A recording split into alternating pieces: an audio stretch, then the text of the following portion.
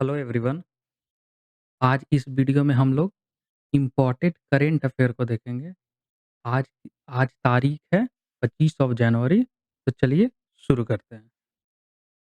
हमारा सबसे पहला क्वेश्चन पार्लियामेंट्री सेशन से होगा।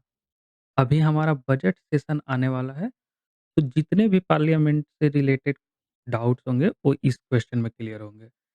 उसके बाद दूसरा क्वेश्चन हमारा पॉम्पे डिजीज़ के बारे में होगा। ये पॉम्पे डिजीज़ अभी न्यूज़ में है, तो इससे रिलेटेड हमारा दूसरा क्वेश्चन होगा। थर्ड क्वेश्चन में हम लोग नाटो को देखेंगे।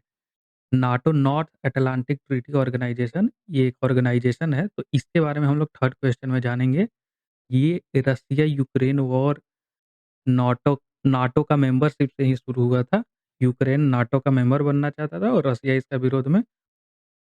चौथा सवाल हमारा स्टॉक मार्केट से होगा। तो भारत अभी चौथा देश बन गया है अगर वैल्यू की बात करें तो स्टॉक मार्केट में। तो इससे हमारा चौथा सवाल होगा। और पाँचवाँ सवाल जो होगा से इन्वेसिव एलियन स्पीशीज़ से होगा। इन्वेसिव एलियन स्पीशीज़ क्या होता है? ये सारा कुछ हम लोग इस क्वेश्चन में देखेंगे। और सबसे लास्ट क्वेश्चन जो होगा सो नाइजीरिया के बारे में होगा। नाइजीरिया अभी न्यूज़ में है क्योंकि हमारे विदेश मंत्री वहाँ गए थे, तो इसलिए हम नाइजीरिया के बारे में इस क्वेश्चन में देखेंगे। और लास्ट में कुछ इम्पोर्टेंट न्यूज़ होंगे। चलिए शुरू करते हैं। पहला क्वेश्चन। पहला क्वेश्चन पार्लियामेंट से रिलेटेड है। According to the constitution parliament must meet at least. पहला ऑप्शन है thrice each year with no more than 4 month between session.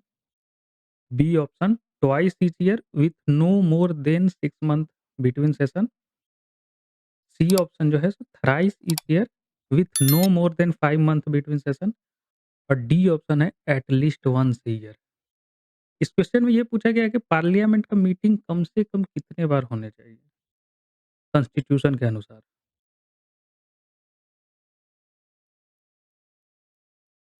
तो इसका सही जवाब है बी ऑप्शन। बी ऑप्शन इसका सही जवाब है। पार्लियामेंट को कम से कम कॉन्स्टिट्यूशन के अनुसार 2 बार मीट करना है और एक दोनों दोनों सेशन के बीच में 6 महीने से ज़्यादा का गैप नहीं होना चाहिए, ये कॉन्स्टिट्यूशन के अनुसार। अभी हमारा पार्लियामेंट 3 मीटिंग करती है, 3 सेशन होते हैं पार्लियामेंट के। पहला होता है बजट सेशन, जो फ़रवरी और मई के अभी स्टार्ट होने वाला है बजट सेशन। तो और दूसरा होता है मानसून सेशन, जुलाई से सितंबर के बीच में ये होता है। और सबसे लास्ट जो होता है the winter session, November to December. अगर हम पार्लियामेंट से इम्पोर्टेंट कुछ पॉइंट्स को देखें, तो कॉन्स्टिट्यूशन के अनुसार the maximum gap between two session of the parliament can not be more than 6 month. Maximum gap जो है 6 मंथ से ज़्यादा नहीं होना चाहिए 2 सेशन ऑफ द पार्लियामेंट। और पार्लियामेंट को समन कौन करता है? तो president. The president summon each house of the parliament from time to time. अगला है एडजर्नमेंट। एडजर्नमेंट पार्लियामेंट से रिलेटेड वर्ड है जिसका मतलब होता है टर्मिनेट ए सीटिंग। एक सीटिंग को टर्मिनेट करने के लिए एडजर्न किया जाता है। आप देख सुने होंगे न्यूज़ में या ये लोकसभा का सेशन में कि स्पीकर जो है बोलते हैं हाउस इन एडजर्न टिल, जो भी टाइम लिमिट वो देते हैं, तो इसको एडजर्नमेंट कहते हैं। अगर ये एडजर्नमेंट जो है सिर्फ़ कुछ घंटों के लिए भी हो सकता है या दिन के लिए हो सकता है या सप्ताह के लिए हो सकता है, लेकिन इसका टाइम डिफाइंड होगा कि अगला मीटिंग अगला बार हम लोग कब मिल रहे हैं। तो तो टाइम इसका फिक्स रहता है। और यही अगर एक और इससे रिलेटेड पॉइंट है एडजर्नमेंट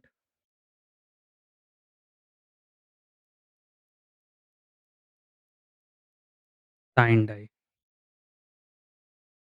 एडजर्नमेंट साइन डाई में टाइम लिमिट नहीं होता है। टाइम लिमिट नहीं होता है और ये हमारा प्रिसाइडिंग ऑफिसर लोकसभा के लिए स्पीकर या डिप्टी स्पीकर और राज्यसभा के लिए चेयरमैन या डिप्टी चेयरमैन, तो ये एडजर्नमेंट साइन डाई करते हैं। नेक्स्ट हमारा है प्रोरोगेशन। प्रोरोगेशन मतलब होता है एंड ऑफ सेशन, मतलब एक बजट सेशन का जब एंड होता है तो उसको हम लोग पार्लियामेंट को प्रोरोग करते हैं। और ये प्रोरोग कौन करते हैं? President of India. President of India. Parliament जब कंटिन्यू चलते रहे तब भी प्रेसिडेंट प्रोरोग कर सकते हैं, लेकिन जब एडजर्नमेंट साइन डाई हो जाता है तो 1-2 दिन के बाद प्रेसिडेंट नोटिस जारी करते हैं और वो सेशन को प्रोरोग करते हैं। और लास्ट तीसरा जो है डिसोल्यूशन। आप जानते हैं कि हमारा लोकसभा का लाइफ जो है 5 साल है। लोकसभा 5 साल के बाद डिसॉल्व हो जाता है, वहीं राज्यसभा जो है हमारा परमानेंट बॉडी है।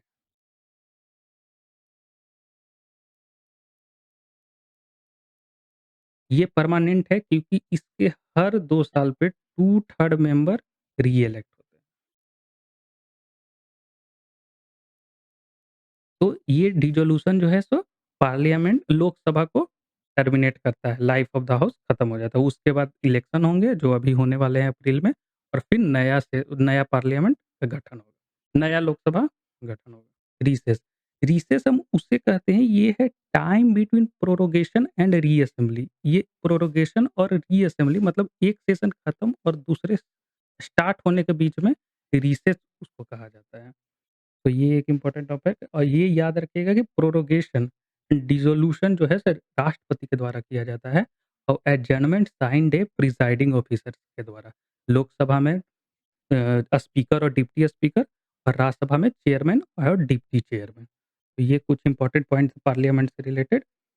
चलिए नेक्स्ट क्वेश्चन पे चलते हैं। अगला क्वेश्चन है पॉम्पे डिजीज के बारे में। With reference to the Pompe disease consider the following statement. पहला स्टेटमेंट है it is a water borne disease. ये वाटर बॉर्न डिजीज है। और दूसरा है it is also known as glycogen storage disease type 2। इन दोनों में से कौन सा स्टेटमेंट सही है? Only one, only two, both या नन ऑफ द अबव?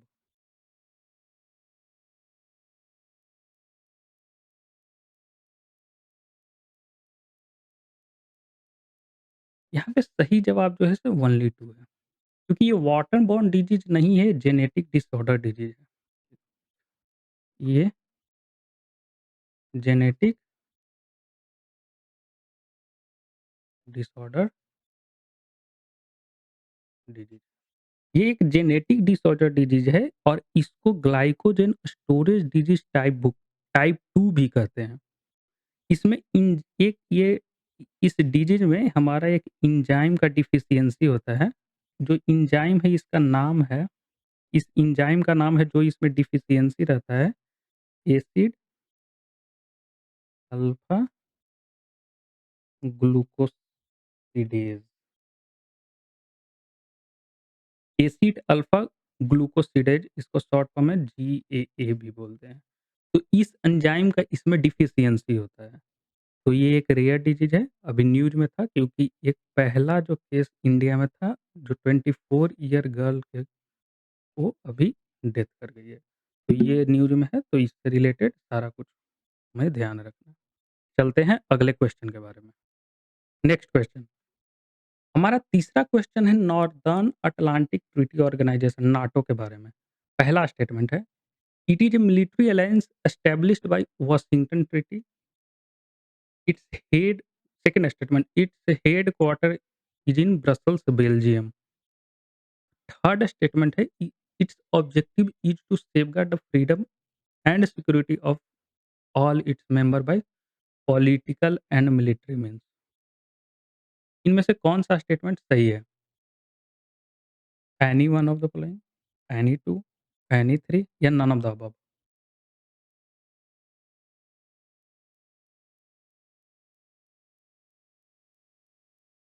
यहाँ पे सी ऑप्शन सही है, ये तीनों ही स्टेटमेंट सही है। यह एक मिलिट्री अलायंस है जो कि 1949 में नॉर्दर्न अटलांटिक ट्रीटी के तहत, जिसे वाशिंगटन ट्रीटी भी बोलते हैं, नॉर्दर्न अटलांटिक ट्रीटी के द्वारा बना था। ठीक है? और अगर हम इसका मेंबर्स को देखें तो अभी न्यू मेंबर जो है 30th मेंबर जो है नॉर्दर्न मैसेडोनिया बना था। Sorry, northern Macedonia. ये 2020 में इसका 30th मेंबर बना था और 31st जो है तो फिनलैंड। और अभी इसका 32nd मेंबर बना नहीं है लेकिन जल्दी बनने वाला है, वो है स्वीडन। और नाटो के बारे में हम लोग जान लेते हैं। इसका ऑब्जेक्टिव क्या है? इसका पॉलिटिकल ऑब्जेक्टिव है और मिलिट्री ऑब्जेक्टिव है, 2 ऑब्जेक्टिव है। पॉलिटिकल ऑब्जेक्टिव है कि नाटो इनकरेज डेमोक्रेटिक प्रिंसिपल, ये डेमोक्रेसी को इनकरेज करते हैं। Allow its member to consult and work together on defence and security related matter to solve dispute, foster trust and ultimately minimise conflict. तो ये इनका political objective है। और military objective है, NATO is committed to the peaceful resolution of dispute. बहुत बड़े-बड़े शब्द हैं। NATO is committed to the peaceful resolution of dispute if diplomatic effort fail. It has the military power to undertake crisis management operation. इसके पास military power भी है जो crisis management operation को conduct करती है। इनका एक इम्पोर्टेंट आर्टिकल है आर्टिकल 5। ये हमेशा न्यूज़ में रहता है क्योंकि आप ये आर्टिकल 5 क्या कहता है, अगर कोई देश किसी भी नाटो मेंबर कंट्री पे अटैक करता है, तो ये आर्टिकल 5 एक्टिवेट हो जाएगा और वो सारे सारे जितना है अभी 31st सभी देश मिलकर उस देश पे अटैक करेंगे। ये है आर्टिकल 5 ऑफ नाटो। अभी तक आर्टिकल 5 मात्र एक बार एक्टिवेट हुआ था, वो था 9/11 अटैक। 9/11 अटैक जो कि वर्ल्ड ट्रेड सेंटर जो अमेरिका में है उस पे हुआ था। तो अभी तक मात्र एक बार आर्टिकल 5 अटैक हुआ है। अब एक्टिवेट हुआ है, सॉरी। चलिए अगले क्वेश्चन के बारे में देखते हैं। अगला क्वेश्चन है कि India become 4th largest stock market by overtaking which of the following country? इन चारों देशों में से किसे अभी ओवरटेक करके इंडिया चौथा देश बना है स्टॉक मार्केट में? ये ऑप्शन है जापान, सिंगापुर, यूनाइटेड किंगडम मतलब यूके और हांगकांग। इन चारों ऑप्शनों में से कौन-सा सही ऑप्शन है? सही ऑप्शन है डी, हांगकांग। अभी इंडिया हांगकांग को पीछे छोड़ दिया है और 4th लार्जेस्ट बन गया है वर्ल्ड में। अभी अगर बाय वैल्यू देखें तो 4.33 ट्रिलियन का वैल्यू है इंडिया का। फर्स्ट 3 कंट्री को हम देखें तो सबसे ऊपर है USA, second China and third country जो है सो जापान। ये 3 और चौथा इंडिया। अभी जापान अथी हांगकांग को पीछे छोड़ दिया है। अगर हम लोग स्टॉक मार्केट के बारे में बात करें तो स्टॉक मार्केट यहाँ शेयर और बॉन्ड का खरीद होता है। तो स्टॉक मार्केट 2 तरह के होते हैं, प्राइमरी मार्केट जिसमें न्यू बॉन्ड्स होते हैं, न्यू शेयर होते हैं और एक सेकेंडरी मार्केट जो पहले से लिस्ट है वो सेकेंडरी मार्केट में आते हैं। तो ये कुछ इम्पोर्टेंट था स्टॉक मार्केट से रिलेटेड। अब चलते हैं अगले क्वेश्चन के बारे में। अगला क्वेश्चन जो है सो हमारा इन्वेजिव एलियन स्पीशीज़ के बारे में है। अभी इन्वेजिव एलियन स्पीशीज़ क्या होता है ये देख लेते हैं। पहला स्टेटमेंट है रैपिड रिप्रोडक्शन एंड ग्रोथ, ये कैरेक्टरिस्टिक है इन्वेजिव एलियन स्पीशीज़ का। तो पहला स्टेटमेंट है रैपिड रिप्रोडक्शन एंड ग्रोथ। दूसरा high dispersal ability. Third ability to survive in high range of environmental condition. इनमें तीनों में से कौन से स्टेटमेंट सही हैं? तो ऑप्शन है only 1 and 2, B option only 2 and 3, C option only 1 and 3 and D all of the above.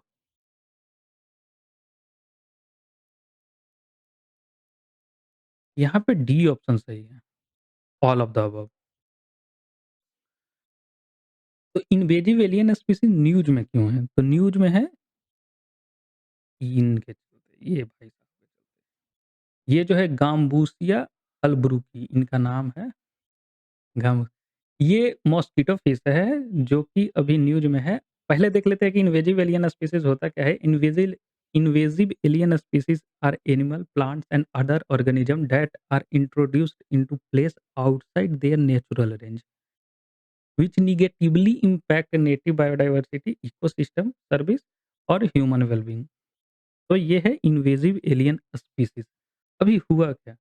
हुआ ये कि government and non government organisation Andhra, Orissa और पंजाब का रिलीज़ किया mosquito fish into local water body. Local water bodies में ये mosquito fish को release किया गया मॉस्किटो को खत्म करने के लिए। तो ये मॉस्किटो को तो खत्म किए, लेकिन साथ-साथ वहाँ का जो इंडिजिनस स्पीशीज़ था, उसे भी ये डिस्ट्रॉय करने लगे। तो इसलिए ये न्यूज़ में है। अगर अभी रिपोर्ट के माने तो माइक्रोहाइला टेडपोल्स, ये हमारा इंडिजिनस एक स्पीशीज़ है, उसको ये इम्पैक्ट किया है। तो इसलिए ये दुनिया में कई एक देश में ये नेटिव है अमेरिका का, और ये दुनिया के कई एक देश में अपना उत्पात मचा रहा है। अगर ऑस्ट्रेलिया में देखें तो ये रेड फिन्ड ब्लू आई जो मछली है, उसका एक्सटिंक्शन होने के कगार पे है, उसके लिए भी यही मॉस्किटो फिश ही ज़िम्मेवार है। तो ये न्यूज़ में है, लेकिन इंडियन गवर्नमेंट का मलेरिया कंट्रोल प्रोग्राम है।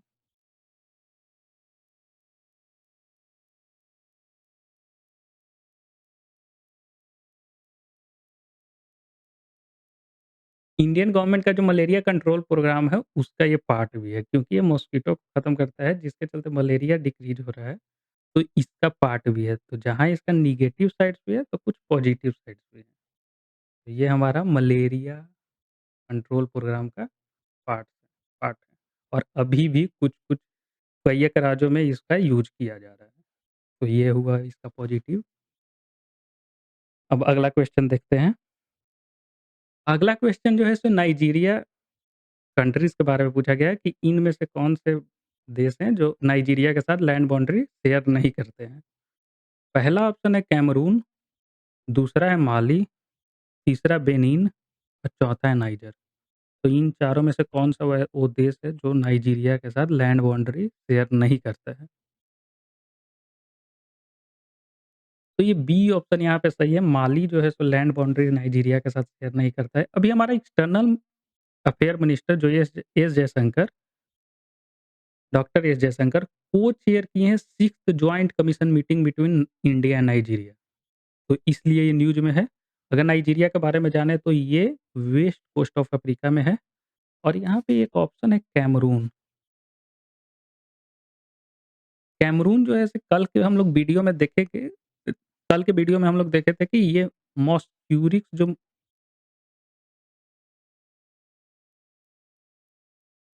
मॉस्क्यूरिक जो मलेरिया वैक्सीन है, उसको सक्सेसफुली ये बच्चों को ये टीकाकरण किए हैं। तो ये वर्ल्ड में पहला कंट्री है। तो ये हम लोग कल वीडियो में देखे थे, तो ये इसको भी याद रखिएगा। अगर और हम देख लें नाइजीरिया के बारे में, तो ये देखिए यहाँ पे है नाइजीरिया। ये नाइजीरिया ये नाइजर के साथ बाउंड्री शेयर करता है, ये चाड के पास साथ शेयर करता है, ये है ग्रीन वाला कैमरून, और इधर है बेनिन। तो ये 4 देश के साथ बाउंड्री शेयर करता है। बेनिन, नाइजर और माली जो है सो यहाँ पे है। तो ये नाइजर के साथ बाउंड्री शेयर तो करता है, लेकिन नाइजीरिया के साथ शेयर नहीं करता है। तो हमारा वो ऑप्शन गलत था। चलिए आगे बढ़ते हैं। अब कुछ इम्पोर्टेंट न्यूज़ है। सबसे पहले distress alert transmitter that that system के बारे में देख लेते हैं। ये इसरो के द्वारा डेवलप किया गया है। ये इमरजेंसी अलर्ट मैसेज भेजेगा फिशरमैन को जो समुद्र में होंगे, कि कब साइक्लोन आने वाला है, कब सुनामी आने वाला है, इसके लिए ये इमरजेंसी अलर्ट मैसेज भेजेगा। अगर हम और देखें तो ये message send through communication satellite receive at INMCC, Indian mission control centre. ये कम्युनिकेशन सैटेलाइट के थ्रू मैसेज भेजा जाएगा, जो कि रिसीव होगा इंडियन मिशन कंट्रोल सेंटर पे। और अगर हम आईएनएमसीसी के बारे में देखें तो ये एक वेब बेस्ड नेटवर्क है, जिसका मैनेजमेंट जो है तो सागर मित्रा, जिसका मैनेजमेंट सागर मित्रा के द्वारा किया जाता है। तो ये भी कुछ इंपॉर्टेंट पॉइंट है। अभी एक हमारा डॉक्यूमेंट्री है जो ऑस्कर के लिए नॉमिनेट हुआ है। ये सेकंड जो हमारा न्यूज़ है, ये डॉक्यूमेंट्री का नाम है टू किल ए टाइगर।